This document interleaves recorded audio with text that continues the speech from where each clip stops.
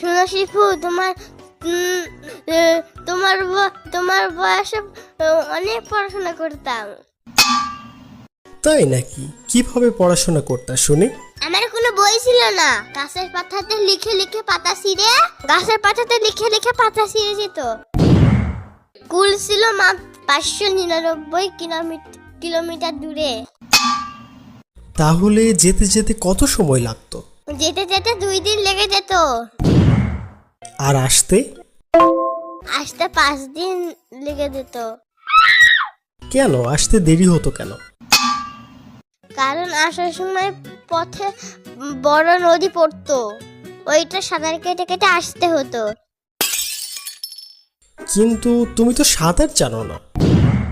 ওই সময় শুধু আমি সাঁতার না, আকাশে উঠতেও পারতাম। তোমার কি তাহলে ডানা ছিল? হ্যাঁ, অনেক বড় বড় ডানা ছিল আমার। তখন যদি থাকে তাহলে এখন কেন তোমার ডানা নাই? একদিন আমি আকাশে ডানা মিলে উড়ে যাচ্ছিলাম।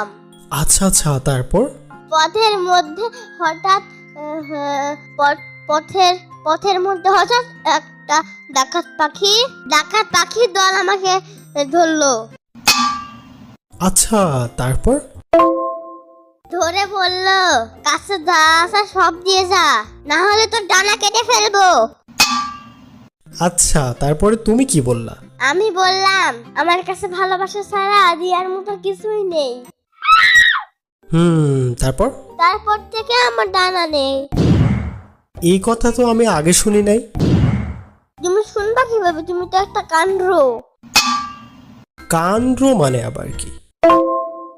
মূর্খ যদি হয় তাহলে কাণ্ড কেন হবে না? কান কি দোষ করলো? সব সময় মুখে কেন কথা হবে? ও আচ্ছা, এই ব্যাপার। তুমি তো অশিক্ষিত কি করে হলা? আমি এটাই বুঝতে পারলাম না।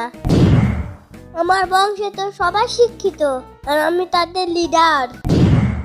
তুমি তার মধ্য থেকে এত অশিক্ষিত হয়েছ। একটা জ্ঞানী মানুষের সাথে কিভাবে কথা বলতে হয় জানো না?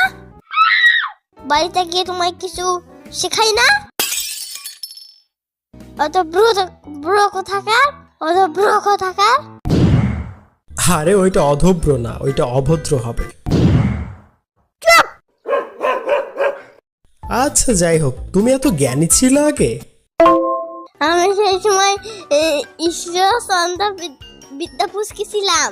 এখন আস্তে আস্তে বয়স বাড়ার সাথে সাথে আমার ব্রেন কমে গেছে। তুমি এতদিন পর্যন্ত বেঁচে আছো কিভাবে? এটা ডিজিটাল ভার্সন, তুমি বুঝবো না, তুমি তো মুখর। আরে ওইটা মূর্খ হবে, মুখর না। চুপ, টাকলা।